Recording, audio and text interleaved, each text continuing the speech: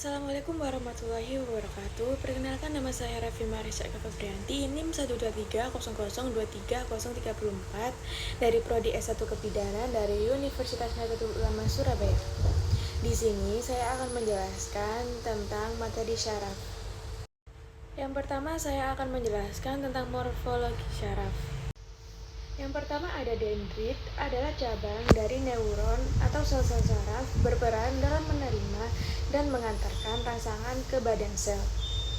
Yang kedua ada badan sel, bertugas untuk meneruskan impuls dari badan sel saraf ke kelenjar dan serabut-serabut otot. Yang ketiga ada inti sel atau nukleus, berfungsi dalam mengontrol seluruh kegiatan sel saraf. Yang keempat ada akson atau neurit, adalah sel yang panjang dan tipis. Fungsinya adalah mengirimkan impuls dari badan sel ke jaringan lain. Yang kelima ada selubung mielin, adalah lapisan fosfolipid yang membungkus akson. Fungsinya adalah untuk melindungi akson dan memberi nutrisi. Yang keenam ada sel cawan, adalah selubung lemak di seluruh serabut syaraf mielin dari susunan sel glia, sel saraf yang berperan dalam menyokong kebutuhan dari sel neuron. Fungsinya adalah untuk melindungi dan mengarahkan impuls saraf. Yang ketujuh ada nodus rhamphia, adalah bagian dari akson yang tidak terbungkus mielin, berfungsi dalam mempercepat menghantarkan impuls. Yang kedelapan ada ujung-ujung akson atau akson terminal, berfungsi untuk menghubungkan sel saraf satu dengan lainnya. Jalannya rangsang pada sel saraf reseptor ke dengan urutan dendrit, badan sel, akson, ujung-ujung akson. Selanjutnya akan diteruskan ke otak atau sumsum tulang belakang untuk mengolah respon. Materi yang kedua ada mekanisme depolarisasi, repolarisasi potensial aksi, dan perambatan potensial aksi. Yang pertama ada mekanisme depolarisasi. Depolarisasi adalah perubahan dalam potensial membran sel neuron dari nilai negatif menjadi positif, yang menyebabkan transmisi sinyal listrik. Mekanisme depolarisasi umumnya melibatkan perubahan permeabilitas membran sel terhadap ion-ion tertentu, seperti Na+ atau natrium, atau Ca2+ atau kalsium, yang mengalir ke dalam sel. Yang kedua, ada repolarisasi potensial aksi. Tahapan repolarisasi diawali dari suatu titik dan merambat ke seluruh permukaan membran sel. Bila seluruh membran sel sudah bermuatan negatif di sisi dalam, maka dikatakan sel dalam keadaan istirahat atau keadaan polarisasi kembali dan siap untuk menerima rangsangan berikutnya. Pada tahap ini, kanal Na+ mulai tertutup, kanan ion K+ terbuka, dan ion K+ keluar sehingga membran potensial kembali ke fase istirahat. Yang terakhir, yang ketiga, mekanisme perambatan potensial aksi. Yang pertama ada potensial aksi pertama. Potensial aksi dibangkitkan ketika ion natrium mengalir ke dalam melintasi membran pada satu lokasi. Membran mengalami repolarisasi ketika K+ mengalir keluar. Yang kedua, potensial aksi kedua. Depolarisasi potensial aksi pertama telah menyebar ke wilayah yang bersebelahan pada membran tersebut, mendepolarisasi wilayah itu dan memulai potensial aksi kedua. Yang ketiga ada potensial aksi ketiga, merambat secara berurutan saat repolarisasi berlangsung. Memulai mekanisme ini, aliran ion lokasi menembus membran plasma dan menghasilkan impuls saraf yang merambat di sepanjang akson. Materi yang ketiga yaitu mekanisme sinyal listrik dari otot. Otot diladeni banyak unit motor. Suatu unit motor terdiri dari cabang tunggal, neutron atau saraf dari otak atau medula spinalis. Ada 25-2000 serat otot atau sel, dihubungkan dengan saraf via motor end plate, sehingga potensial istirahat yang melewati serat otot serupa dengan potensial istirahat yang melewati serat saraf. Oleh karena itu, gerakan otot berkaitan dengan satu potensial aksi yang merambat sepanjang akson dan diteruskan ke serat otot melalui motor end plate. Potensial istirahat di kedua sisi membran pada serat otot serupa dengan potensial istirahat di serat saraf. Kerja otot dimulai dari potensial aksi yang berjalan di sepanjang akson dan melewati motor end plate masuk ke dalam serat otot yang dapat menyebabkan serat berkontraksi. Yang keempat adalah materi mekanisme sinyal listrik dari jantung. Mekanisme jantung adalah salah satu mekanisme tubuh yang paling penting. Kelistrikan adalah kekuatan yang menggerakkan jantung dan menjaga jantung berdetak. Hal ini dapat dilihat sebagai listrik yang mengalir melalui jantung. Sistem kelistrikan jantung ini yang membuat detak jantung. Sumber sistem kelistrikan ada 3 bagian utama, antara lain: yang pertama ada sinoatrial atau SA, node atau nodus SA terletak di atrium kanan jantung. Dikenal sebagai alat pacu jantung alami. Aktivitas listrik menyebar melalui dinding atrium dan menyebabkan kontraksi. Yang kedua, ada atrioventrikular atau AV, node atau node AV terletak di septum intertrial dekat dengan katup tricuspid. Fungsinya memperlambat sinyal listrik sebelum masuk ventrikel. Penundaan ini memberikan atrium waktu berkontraksi sebelum ventrikel berkontraksi. Yang ketiga, ada sistem His-Purkinje terletak di sepanjang dinding ventrikel jantung. Ini merupakan jalur serat yang mengirimkan impuls listrik ke dinding otot ventrikel dan menyebabkan kontraksi. Jadi, secara umum, stimulus listrik ini pertama kali dihasilkan sinoatrial atau SA node menghasilkan rangsangan listrik secara teratur antara 60-100 kali per menit dalam kondisi normal. Atrium kemudian diaktifkan dan stimulus bergerak turun melalui jalur konduksi dan menyebabkan ventrikel jantung berkontraksi dan memompa darah keluar. Dua ruang atas jantung, atrium, distimulasi terlebih dahulu dan berkontraksi dengan singkat sebelum dua ruang bawah jantung, ventrikel. Impuls listrik mengalir dari sinoatrial nodes ke atrioventricular nodes. Di sana, impuls diperlambat dengan singkat, kemudian berlanjut ke jalur konduksi melalui bundle of His ke dalam ventrikel. Bundle ini terdiri dari jalur kanan dan kiri yang disebut bundle Burgess atau cabang untuk merangsang ventrikel kanan dan kiri. Biasanya, ketika sedang istirahat, saat impuls listrik bergerak melalui jantung berkontraksi sekitar 60 hingga 100 kali per menit tergantung usia. Setiap kontraksi, ventrikel mewakili 1 detak jantung. Atrium berkontraksi sepersekian detik sebelum ventrikel, sehingga darah bermuara ke ventrikel sebelum ventrikel berkontraksi. Yang kelima, yaitu materi faktor yang mempengaruhi laju kelistrikan syaraf. Neuron sangat sensitif terhadap interstisial di sekitarnya, contohnya seperti perubahan pH dari cairan.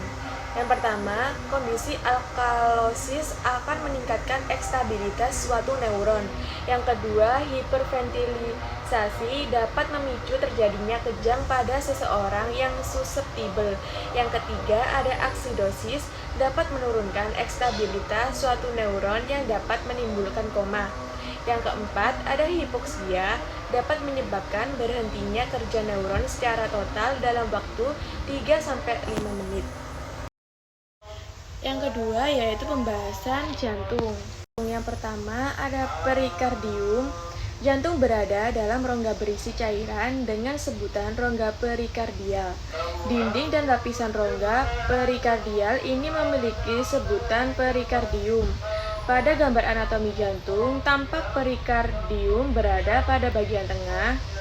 Perikardium ialah sejenis membran serosa yang menghasilkan cairan serous untuk melumasi jantung selama berdenyut dan mencegah gesekan yang menyakitkan antara jantung dan organ sekitarnya. Bagian ini juga berfungsi untuk menyangga dan menahan jantung untuk tetap berada dalam posisinya. Dinding jantung terdiri dari 3 lapisan, yaitu epikardium atau lapisan terluar, kemudian ada miokardium lapisan tengah. Yang ketiga ada endokardium lapisan dalam. Jika tidak menjaga kesehatan jantung, perikardium bisa meradang sehingga menyebabkan perikarditis. Sementara bila bagian endokardium dan miokardium yang meradang akan mengalami endokarditis atau miokarditis. Bagian yang kedua ada serambi atau atrium. Bagian serambi atau atrium merupakan bagian jantung atas yang terdiri dari serambi kanan dan kiri. Serambi kanan berfungsi untuk menerima darah kotor dari tubuh yang dibawa oleh pembuluh darah. Sedangkan serambi kiri berfungsi untuk menerima darah bersih dari paru-paru. Serambi memiliki dinding yang lebih tipis dan tidak berotot, karena tugasnya hanya sebagai ruangan penerima darah. Pada gambar anatomi jantung, tampak serambi berada pada sisi kanan dan kiri jantung bagian atas. Yang ketiga ada bili atau ventricle. Sama seperti serambi, bili atau ventricle merupakan bagian jantung bawah yang terdiri dari bagian kanan dan kiri. Bilik kanan berfungsi untuk memompa darah kotor dari jantung ke paru-paru. Sementara itu, bilik kiri berfungsi untuk memompa darah bersih dari jantung ke seluruh tubuh. Dinding bilik jauh lebih tebal dan berotot ketimbang serambi karena bekerja lebih keras untuk memompa darah baik dari jantung ke paru-paru maupun ke seluruh tubuh. Pada gambar anatomi jantung, tampak ventricle berada pada sisi kanan dan kiri jantung bagian bawah. Bagian yang keempat ada katup. Perhatikan gambar anatomi jantung, ada 4 katup yang menjaga aliran darah mengalir satu arah, yaitu yang pertama ada katup trikuspid, mengatur aliran darah antara serambi kanan dan bilik kanan. Yang kedua ada katup pulmonal, mengatur aliran darah dari bilik kanan ke arteri pulmonalis yang membawa darah ke paru-paru untuk mengambil oksigen. Yang ketiga, katup mitral, mengalirkan darah yang kaya oksigen dari paru-paru mengalir dari serambi kiri ke bilik kiri. Yang kelima, ada katup aorta, membuka jalan bagi darah yang kaya oksigen dari bilik kiri ke aorta, atau arteri terbesar pada tubuh. Pada beberapa orang, katup jantung mungkin tidak berfungsi semestinya, sehingga menyebabkan penyakit katup jantung.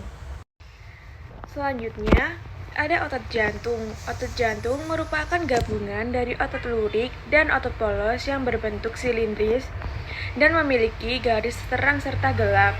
Pengamatan secara seksama menggunakan mikroskop, maka akan tampak otot ini memiliki banyak inti sel yang berada pada bagian tengahnya. Otot dalam jantung bertugas untuk memompa darah ke seluruh tubuh. Otot jantung merupakan otot terkuat karena mampu bekerja terus-menerus sepanjang waktu tanpa istirahat untuk memompa darah.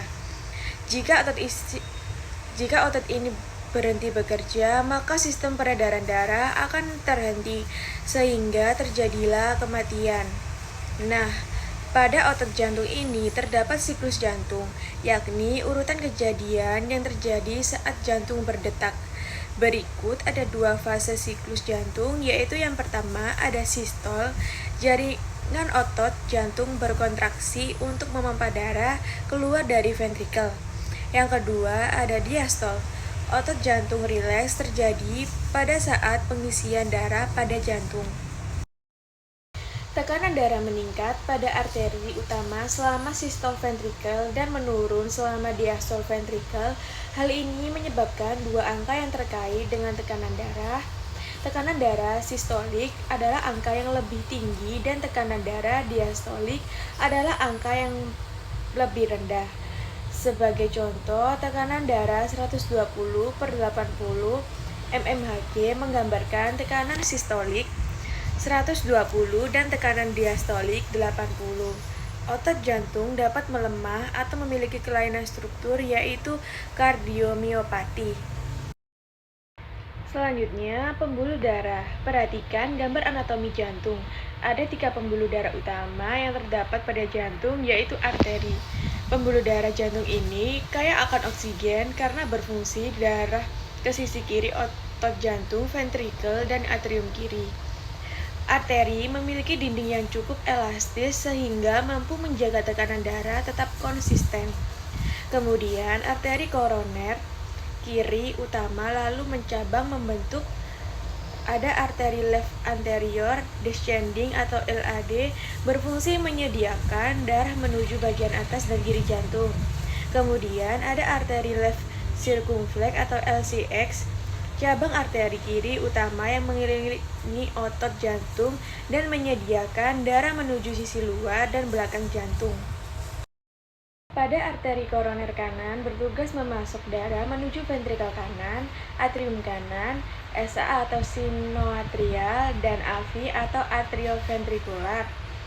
Arteri koroner kanan bercabang menjadi arteri right posterior descending dan arteri marginal kanan bersama dengan LAD atau arteri koroner kanan membantu memasok darah menuju sekat jantung. Pembuluh darah pada jantung dapat menyebabkan masalah seperti penyakit jantung koroner dan arteriosklerosis. Kedua kondisinya menandakan adanya penyumbatan pada pembuluh jantung. Berikutnya ada vena. Pembuluh darah yang satu ini membawa darah yang miskin oksigen dari seluruh tubuh untuk kembali ke jantung. Ketimbang arteri, yaitu vena memiliki dinding pembuluh yang lebih tipis. Selanjutnya, kapiler. Pembuluh darah ini bertugas untuk menghubungkan arteri terkecil dengan vena terkecil. Dindingnya sangat tipis sehingga memungkinkan pembuluh darah untuk bertukar senyawa dengan jaringan sekitarnya, seperti karbon dioksida, air, oksigen, limbah, dan nutrisi. Materi jantung yang kedua ada konduksi jantung. Sistem konduksi jantung mengirimkan sinyal listrik yang umumnya dihasilkan oleh nodus sinoatrial untuk menyebabkan kontraksi otot jantung.